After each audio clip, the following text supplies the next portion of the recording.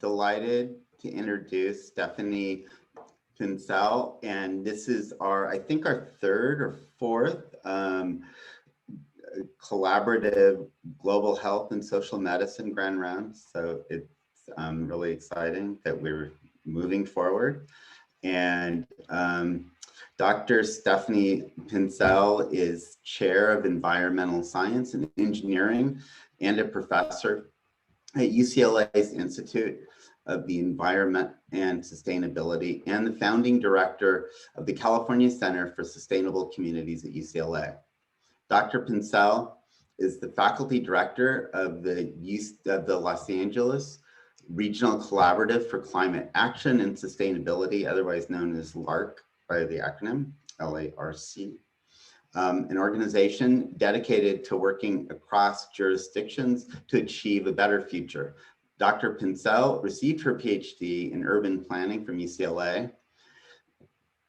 Her career is focused on social and environmental justice and the need on the planet. Yikes. Sorry about that. I just had my thing get taken away. And her research looks at how natural resources in energy are used to support human activities and create Earth's processes, including the impacts of environmental policies, governance, and institutions. Her expertise extends to bringing together interdisciplinary teams of researchers across the biophysical, engineering, and social sciences to address problems of complex urban systems and environmental management. Dr. Pincetl has written extensively on topics including land use in California, environmental justice, habitat conservation efforts, water and energy policy. She was awarded the 2020 Fulbright Distinguished Chair in the Geography Department at the University of Manchester in the UK. She was asked to join the editorial board of the journal Applied Energy, one of the most highly cited energy journals in the world. During this evening's grand rounds, Dr. Pincetl will address humanity's dependence on oil and its byproducts and will challenge us to think about a post-carbon world. Thanks, Dr. Pincetl.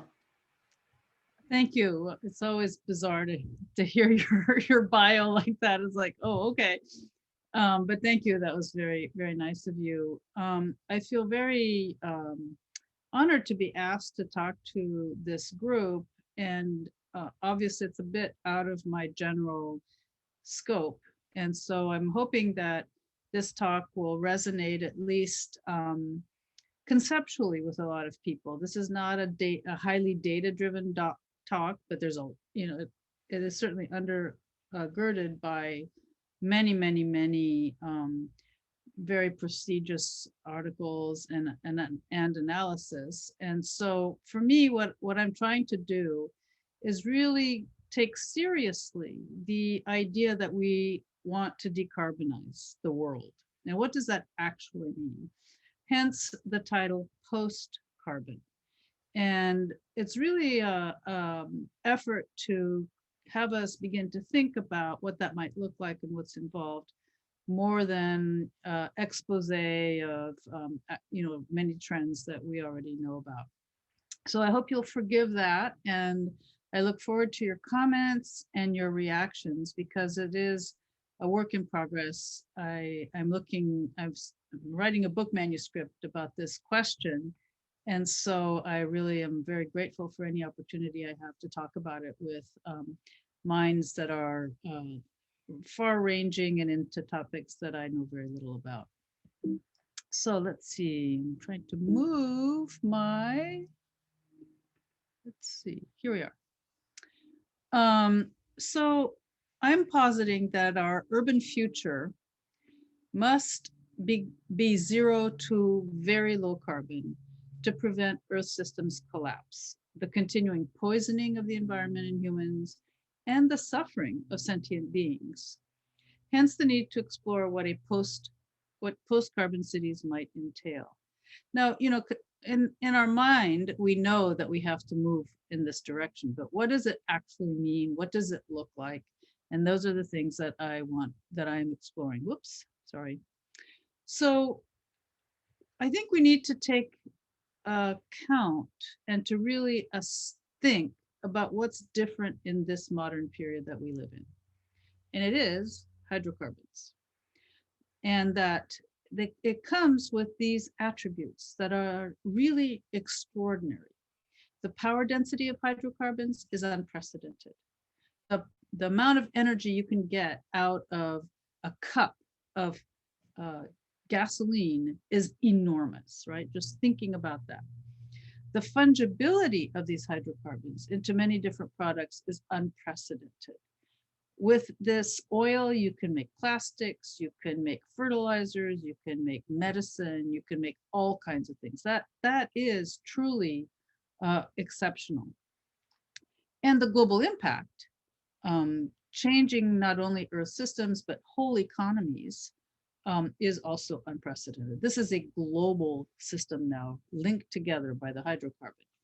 But we can't forget that it comes at this cost, right? Not only are we emitting greenhouse gas emissions, but we also are poisoning the soil, the water, the air, our flesh, the numbers of cancers, plants, and we're also very addicted to it.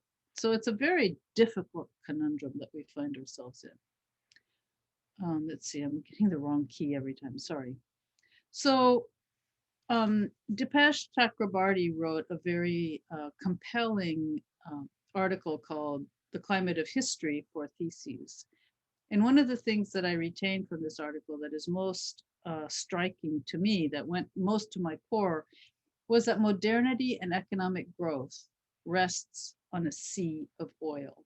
If we had not discovered oil, we would be living extraordinarily differently across the globe. So the other part of it is that we know that humans have been active agents of Earth transformations since coming into being, burning, Burning and the use of hydrocarbons usher in this great acceleration and debates about the Anthropocene. The growth of economies, the growth of population, the growth of productivity in agriculture, the growth of all kinds of things accelerate enormously once we have captured and harnessed the hydrocarbon. So they've changed everything, enabling us to do more, faster, bigger, and more permanently. One of the things that is so striking to me is looking at land development. And if you look at how land is developed today and the kind of machinery that exists to transform the earth, to terraform, it is simply staggering. Whole hillsides get raised, there's cutting and filling and moving and reconfiguring, watersheds. It's amazing the power that we have due to the use of these hydrocarbons. At the same time, I think it's a kind of interesting, for me, paradox in a way. The Anthropocene has made us have an even more intimate relationship with the earth, in the sense that what's going on with climate change in particular, but also the great extinctions, is that we are increasingly affected by what happens with earth systems. This is kind of dialectical relationship that makes us even closer to nature because of the way we use it and we exploit it. The drilling for oil, the mining for rare earth minerals, the use of water makes us ever more coupled in dependency to nature. So I think that the way through to another relationship, which is now exploitative with nature, is rethinking the role of and the size of cities and the question of hydrocarbons. So I'm going to walk you through that. We know, of course, everybody talks about how cities are the place where the majority of humans live. I just recently read someone who wrote about Homo urbanus. So we're no longer Homo sapiens, we're Homo urbanus, as though this was kind of the culmination of human development. I thought it was kind of funny. but what is is the consequence of that is that cities have become earth concentrates. They concentrate all of the resources extracted from nature. And so, as David Harvey, an eminent geographer, has written, cities are natural. We are all sitting in our rooms, deeply embedded in nature. That is to say, my desk, my computer, my chair, my clothes, all of it comes from nature. But we have distanced ourselves so that we don't think that all of this is natural, but it, in some weird way, really is. So, what I think we need to do is develop that deep and granular understanding to move towards greater urban sustainability. And that involves coupled integrated research methods. We need to assess and understand our material earth dependencies, such as they are today, and that they are dependent on fossil energy for materials, infrastructure, and many flows. You have to mine it and process it. We do that with fossil energy. And because cities are also seen as the most important actors in mitigating climate change, it means that we have to make cities different or making different cities. And this goes way beyond, I think, the conventional discussion around sustainability or resilience or any of those terms. And it means that, as I was just alluding to, the prevailing urban sustainability route is a lot more difficult than the rhetoric has it, and likely to fail because we aren't thinking fundamentally and structurally. Right now, cities are looked to do everything, right? We need to reform the city because we need to grow our own food. We need to infiltrate precipitation. We need to generate our own water and power, electricity and power. We need to provide affordable housing. We need to have open space and parks. We have to have nature-based solutions that have to be bikeable and walkable, economically vibrant, be competitive, and we have to mitigate our greenhouse gas emissions and waste flows. I'll come back to this. So when you begin to put that in perspective, I think it's important to unpack the city very carefully. We need to move to a next level using empirical data for sure, and coupled with understanding governance regimes and more. We need much more sophisticated, complex systems analytics. One piece of this, which I find extremely enlightening, is called urban metabolism. And that, when you're looking at a city, you begin to look at what are all the materials? What are the material flows? What's the life cycle of that material? Where does it come from? How much energy is in it? How does it deploy? What is its disposal requirements? The teleconnections, which means if we're using copper, where does it come from? What's the impact on the place from which it comes, both social and environmental? And then what's really important that we don't do much is the distributional aspects of resource use across urban landscapes where inequalities come out very strongly. You map this and you begin to see where areas concentrate the most or the least, and the most intensively or the less intensively, the older infrastructure, the newer infrastructure, and that kind of thing. But that's really at the descriptive level. It doesn't tell you anything about the codes and the conventions and the rules that shape this urban morphology that is embodies all of these materials. Of course, in some parts of the world with very, very fast growing cities, there may not be really good codes, conventions, and rules. That's a whole other set of questions that need to be looked at for sure. But in the US and Western European context, and in lots of places in Asia, as well. There are health and safety codes, there's zoning regulations, there's taxation, there's state and local regulations. How do they shape these flows? How do they shape who gets what where? And then, of course, and this is a huge issue, the larger context of global and political forces, the trade compacts, the corporate networks, the financialization, which we see in real estate every day, the banking agreements and the national rules. LA has the largest port in the United States. That's a result of trade compacts. We are the receiving end of all these goods that go flow other places. So being able to begin to unpack all of that helps us understand where we are today. And that cities sit in these complex networks that shape them and that constrain change. So that will, I think, is something that at least my center is working on in a modest way, looking at energy and water. But these kinds of analyses really need to be done extensively and frequently. So urban metabolism, for those of you who haven't heard about it, sheds light on Earth's resource dependencies and our high energy modernity. Modern industrial economies utilize between 20 and 30 tons per capita of materials per year. That's enormous. And in 2020, 100 billion tons of materials is extracted globally and expected to rise to 167 gigatons by 2060. If you can't do that without fossil fuels, and you have to think about what that implies for Earth systems. You know, the mine, the rail line, the port, the ships, all of that infrastructure. Concrete, for example, is responsible for 9% of total greenhouse gas emissions. 7 metals are responsible for 7% of the greenhouse gas emissions, but the fossil fuels still comprise the largest share of exports.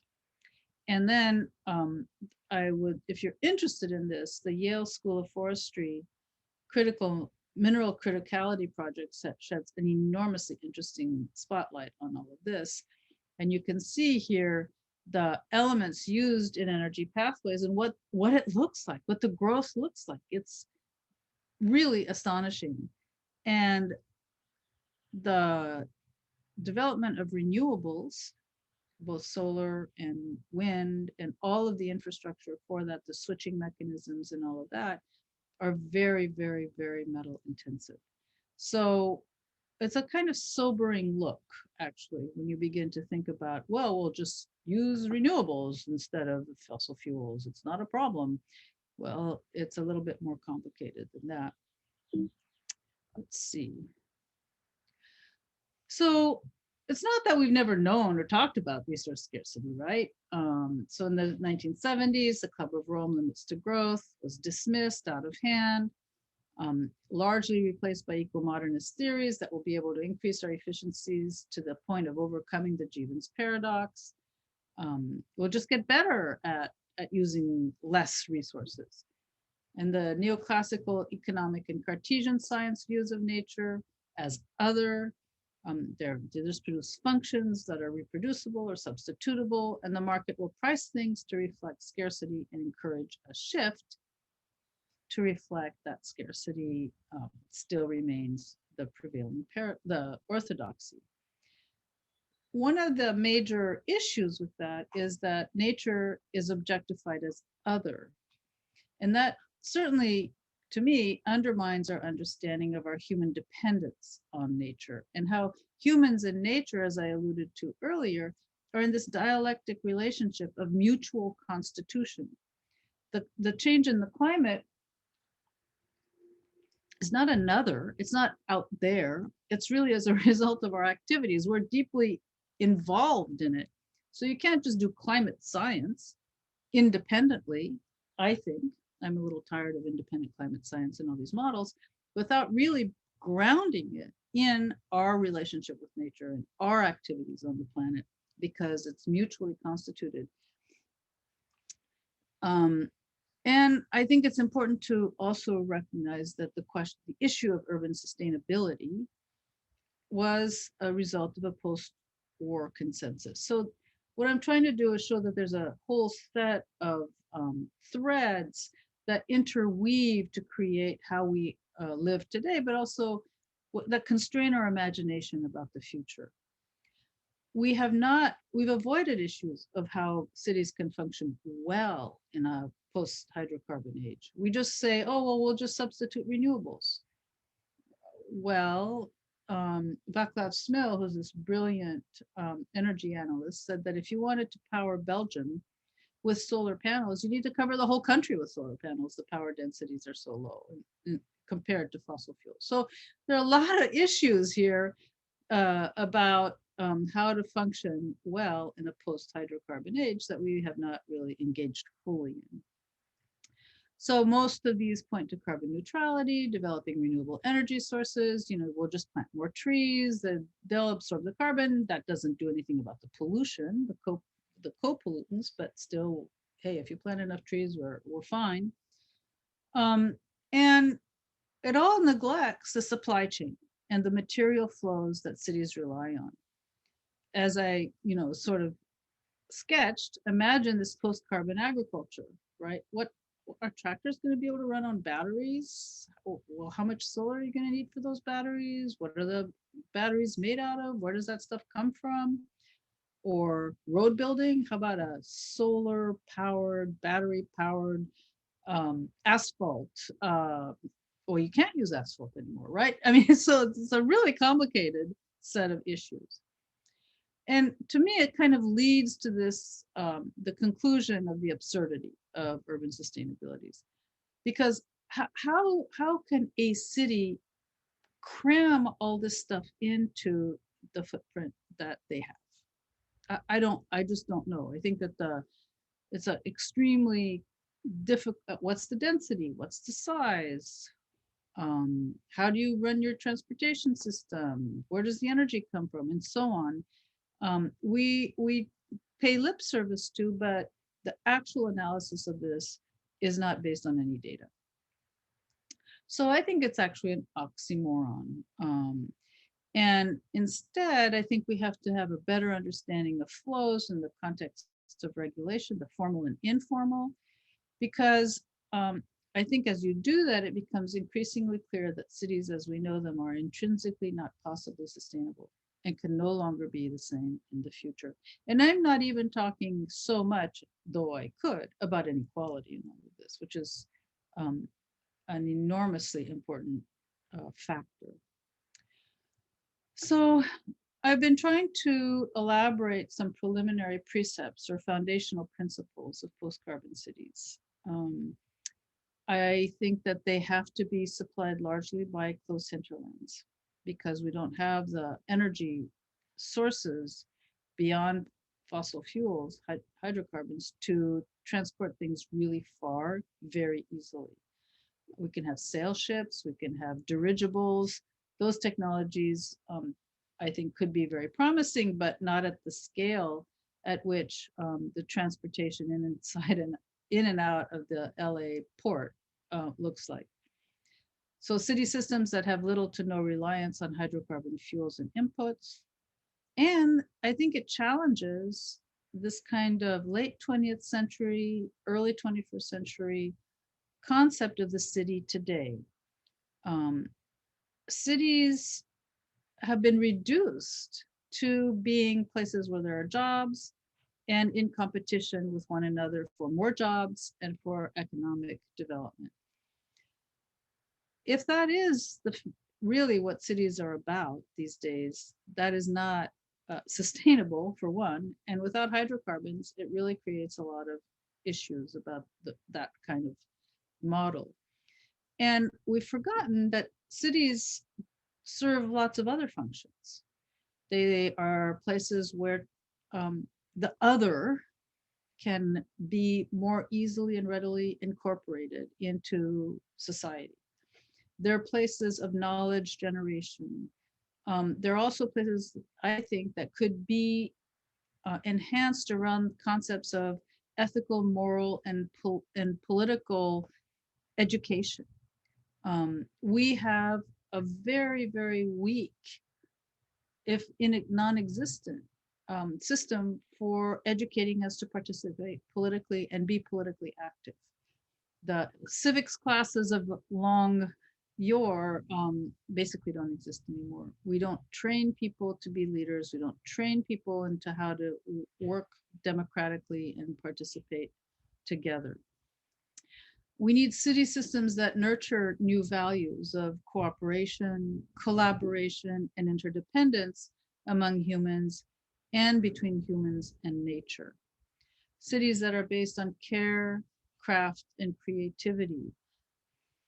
The humans have an equal capacity for care and compassion. I mean, all the stories after disasters of people who come out to help each other, those qualities in our personalities, I guess, or in our essence, are not cultivated. We don't work to make those come out more. Rather, what we do is we train soldiers, we train policemen, we value the ability to compete and to defend. We don't value as well or train as well the capacity to love and to share. And they both exist and they're both enormously important to the functioning of society. So we really, I think, need to turn our attention more towards those qualities. So part of it really involves re-inhabiting place as an alternative future, because one way or another, a transition is inevitable, or at least we hope so, in order to preserve life on Earth and a healthy, thriving life on Earth. And we need to be able to have had a deep dive into all of our material flows, because they're not going to be found over and over and over again. Already the quality of copper, for example, that is mined has vastly declined. And so we need to be able to track and measure and recover all of the expended earth resources to the extent possible, so we reuse them. Although they are hard to recover too at the previous level of quality. The law of thermodynamics really has to come back into play in our understanding of things. And what's kind of exciting, though, is that rehabilitation will require the reconstruction and creation of understandings of specific environments, of resources, of patterns of nature that will enable us to live in constructive relationship with those places. I'm struck by an article I read about coal making in Japan. This is very high quality, specialized, very fancy coal, charcoal. And the process of making the charcoal really relies on decades of investment in oaks that are short and scrubby and have very, very deep roots and that stabilize hillsides. And the pattern of that harvesting, where you cut the tree basically down, but knowing when to do it relative to its ability to regenerate, and then the processes to make the coal, the charcoal, all are so embedded in place that it's not possible to reproduce anywhere else or in other ways. And so it's this kind of constructive relationship where the trees are nurtured over decades to continue to be productive, that I think we can develop and can know how to do it. And it's that relationship with the hinterlands that I think is the future of cities. So the transition will require historical understandings of specific environments, resources, and patterns of nature. We have to relearn where we live, or learn where we live. And it means that cities will end up being very different from one another, as they once were, actually, embedded in their localities, built and rebuilt using local materials, earth, wood, straw, recovered materials. And this is not a vision of some kind of crude primitivism. On the contrary, we can use our sophisticated understanding of materials today to refashion the way in which we use these local materials. Industry will be based on people-patient production with hybrid systems, human dexterity, and IT. We shouldn't forget that humans have enormous dexterity and ability to make things productively. And instead of overriding that with IT, we should find ways to marry those systems in a really smart and productive way. Again, I spent 3 months in Japan, so I was very impressed by a lot of aspects of Japanese culture. But we were in Kyoto and went to visit some of the oldest textile mills there that produce these extraordinary fabrics. And what you found was 19th century looms, coupled with IT chips, so that you had this hybrid model of people actually making the fabric, but some of the design processes being automated. And it was like, oh, that's cool, right? You don't have to eliminate human knowledge about how to do things by wanting to produce more, because producing more undermines the ability to use less. So there will be energy from renewables, small amounts of fossil fuels, much less of it. And most of the energy that is produced will have much less energy density. Things are going to slow down. So it's a vision, right? It's a vision for a sensory, affective, that is feeling, an aesthetic basis for a process of degrowth, of re-inhabitation of the countryside, a reinvention of cities, and a new and rethought integration of rural and urban. It's pretty clear today that we now have an enormous divide between urban and rural. We live in cities that are becoming increasingly homogeneous across the world, actually, the same building techniques, the same glass towers in the downtown, and a kind of uh, homogenization of the rural as well. It's a kind of industrialization of the rural, meaning that in the middle, what are people to do really to create really meaningful lives and engage with this place that we live in, which is a planet, right? And that alienation is extremely important and alienates the rural and the urban as well. So I think we need a shift in our heads to value craft, creativity, and care, and the cultivation of ordinary virtues, right? As I mentioned, the virtues of generosity and of kindness, of forbearance, because for human society to work, it has to be based on mutualism. And that mutualism also extends to the planet on which we depend.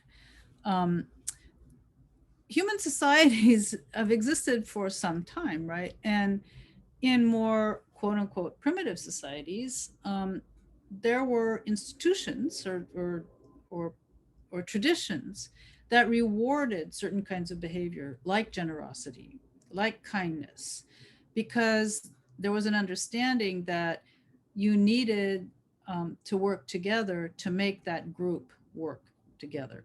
And we have with what is it, Maggie Thatcher, who famously said there's no such thing as society, only individuals.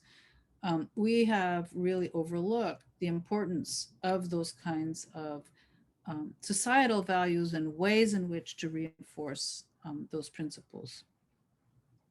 So I think that the future, and hopefully in a thoughtful way rather than a catastrophic way, will involve the dissolution, and this is going to take time, dissolution of these really, really, really large cities into smaller distributed, a network of cities, a network of smaller distributed cities. And it may be, LA ends up being a network of small towns with ag land in between, or I don't know. I just moved to Palms, and right by Culver City, and Culver City used to be the lima bean growing capital of the United States. And digging in this soil is simply staggering. It's just incredible soil. And what have we done? We've been built all this stuff on it and not paid any attention to the capacity of this soil and its productivity, and figuring out how to live on it and with it in a nurturing way. That's a slight aside that wasn't in my slides, but it's been such a joy to be able to garden here.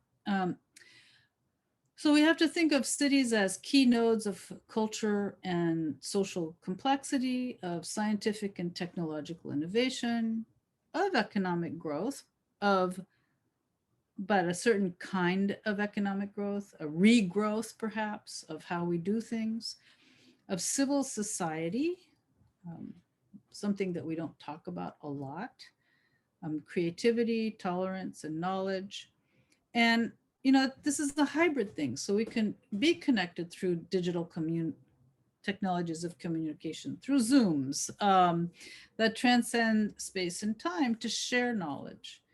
And I think they could lead a global philosophical, ethical, and political shift to a different relationship with nature and between us and among us. Because really, societies that maltreat nature often maltreat each other too. I think there's a very strong continuum there. And we need to acknowledge that society is never and has never been a self-sufficient totality free of nature. It's simply not possible. So repeating myself here, Centers for the Cultivation of Virtue, phronesis, a practical, ordinary virtues of insight, compassion, and wisdom. We have it all, right? But we just never really work to bring it out. And so there are centers of training and diffusion and sharing. So we need to think beyond technologies. We need to think about what kind of planet we want to live on with our, with our fellow planetary beings. We don't ask what kinds of cities we want. They're just they're a category that just exists. We don't say to ourselves, well, what kind of cities do we want? How, and are we really all destined to live in them and have the countryside, this kind of mine extractive place to supply the cities? And so I'm sorry, this next paragraph is redundant, my apologies. In summary, the post-carbon age means really recognizing that the consumption of hydrocarbons is changing the climate, and their applications in derivative products are poisoning the planet. I mean, how many places in the Central Valley of California you can't drink the water? Well, that's not, that's because it's been poisoned, and it's been poisoned through the ways in which we practice extractive agriculture rather than thinking about how you enhance soil fertility. It's simply a medium that we pump pesticides and herbicides in, and water. This is not a collaborative relationship with nature. We have to recognize that the energy density of alternatives are much different. We have to be really realistic about that and what's possible. And that means that questions like what is sufficient become really important. How much energy is enough to live well? Not how much energy can I possibly use to do everything I want. It's that, I'm afraid, is no longer possible going in the future. So we need to also, as I mentioned before, recover ways of engaging with nature for sustenance. I mean, there are historically practices of much better stewardship of resources that we have vestigial understandings of, that we can bring into the present and couple with new biological knowledge about ecosystems. I mean, I think that this hybrid approach is really important, and we're beginning to understand that in California with controlled burning, right? Native peoples had practiced controlled burning for centuries, millennia. And now we're just saying, oh my God, controlled burning, maybe that's the way to do it. It's like, okay, right? So there are these practices that we can bring back into the 21st century that are really pertinent, and that we can couple our newer biological and ecological knowledge with. So we need to work constructively for the mutual well-being, our mutual well-being with Earth. Right? We need the Earth to be happy and happy, or well, for us to be well. So cities will shrink and descale. And I think the challenge of the future is the reinvention of cities and the development of this newer relationship with nature, recognizing a living, active world of sentience. That all these living beings have patterns of life and livelihood and relationships that we simply don't understand sufficiently, and certainly don't recognize wholesomely, if I may put it that way. So in order to arrive at this this future, we do have to address the future of cities. And what I would say is one more thing. I've been struggling with these concepts for a couple years now, because in some ways they seem utopian and unrealistic. They also seem, in a sense, like oh well, all that has been thought about, and we are no longer, that's no longer modern or present or looking into the future. But we have to recognize that these ideas of mutualism, these ideas of different forms of agriculture and so forth, including renewables, have suffered a lot of blowback over the 20th century, the limits to growth, for example. And so there is something there that it's important to look back, to look to the future, because why those strategies and approaches were so squelched, why they elicited such violent reaction, there are reasons for that. And because they have really threatened the status quo and the powers that be. So they are not to be overlooked. And we have to acknowledge that there is wisdom out there about how to live together that has been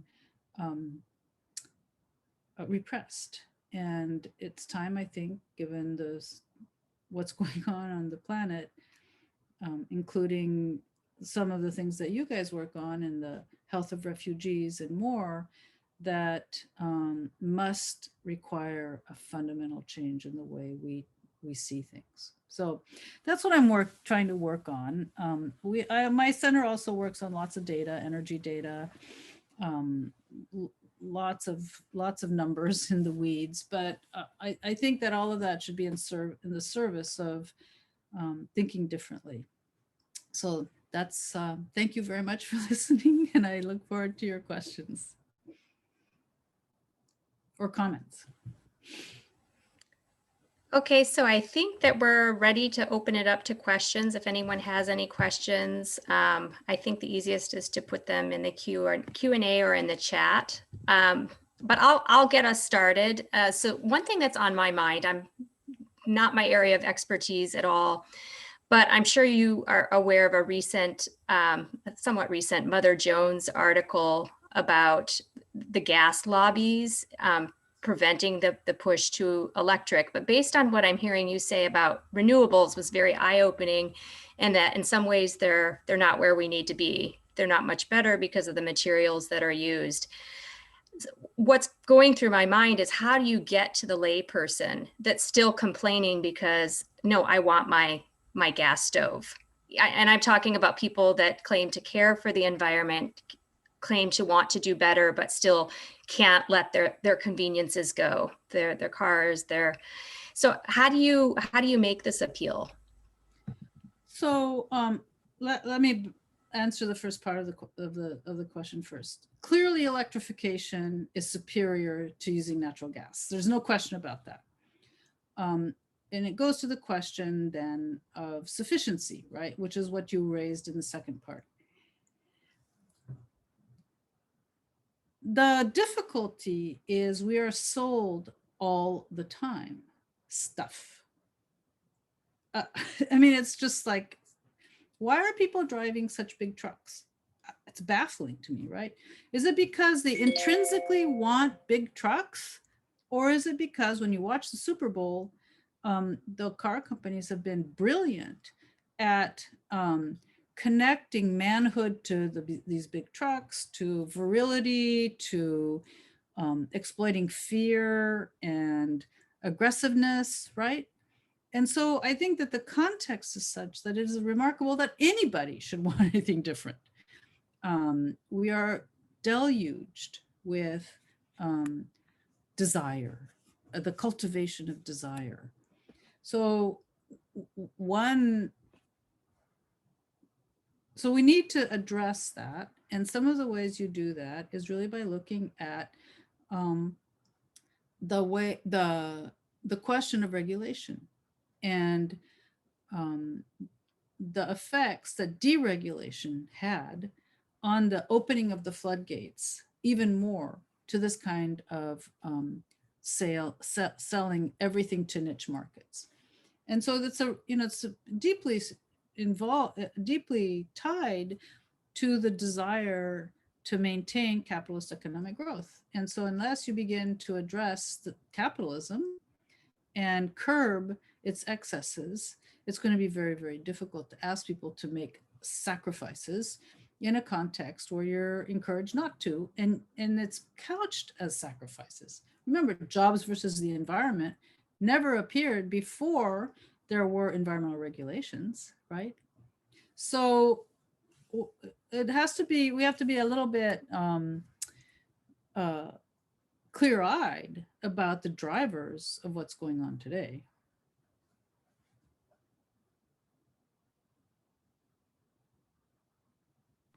So there's a question in the chat. How do we curb the excesses of capitalism? Well, first of all, the Voting Rights Act is pretty important. And so I think that part of the challenge is to reclaim democracy, because I am pretty sure that with a better regulatory infrastructure and taxes that are appropriate, you would begin to shift the dialogue. The fact that you have people like Bill Gates or Bezos or Zuckerberg who have more money than entire nations' GDP is a reflection of the erosion of the tax structure and of the lack of enforcement of anti-monopoly laws. So I'm a firm believer in regulation, and in regulation towards a desire to make things more equal. And with more equality, then people have less anxiety about needing more. If you have, I mean, there were the study about what is that called? In Stockton, where everybody got, how much was it? $400 or $600 a month. And the result of that was remarkable. People just need to feel secure. And this capitalist system we live in, which is hyper competitive, or for some it's hyper competitive, raises so much insecurity and unhappiness that it's very difficult. So there's some additional comments and questions in the chat. One is thanking you for your talk. The fundamental point is a need to reshape our paradigm away from capitalism independent ideology. How many decades do you think this could take? And how do we speed it up? Asking for my grandkids. And just to follow up on that too, it's kind of connected, but how do you keep your fight and your optimism for this particular cause together with that? Well, Catherine Keller, who's a really interesting theologist, she wrote The Political Theology of the Earth, I think, writes about having hope, but not optimism. So that's very different, right? And I think that what we need to do is not rely on optimism, but understand that it's we may fail, but that's not a reason not to do something, right? There's something about the darkness that we just need to accept and work in. So that's, and here I am. I mean, I live in one of the most affluent places, in the world, and I make great money, and I work at one of the best universities. So it's a little bit paradoxical that I should say that, because my life is great. But I do think that as university researchers and having our jobs, we have a complete moral obligation to use every ounce of our energy towards these transformations. And what we can public intellectuals are really, really important. And we have to speak and we have to call it out. And we have to work in the ways we can to show the drivers of inequality, the drivers of poverty. I am convinced, and I am convinced that some of the slum conditions we find today in developing countries are probably worse than what existed in 19th century England, and certainly much worse than in the rural areas during industrialization. We have created unlivable conditions for people. That's just wrong. So anyway, I could go on, I suppose. Everybody, I mean, I'm sure you all agree with all of that. So the next one was the current progressive environmental agenda seems to be the Green New Deal. I'm curious of what a political agenda would look like that incorporated Dr. Pincetl's ideas on rethinking our structures, and if there are any current political movements in this direction. Well, I do think that the reform of the tax code is enormously important, that we have to have very vigorous antitrust legislation and enforcement, that we need the Voting Rights Act passed again, and we need to really enforce equal rights. I think it's all out there. I think that much to my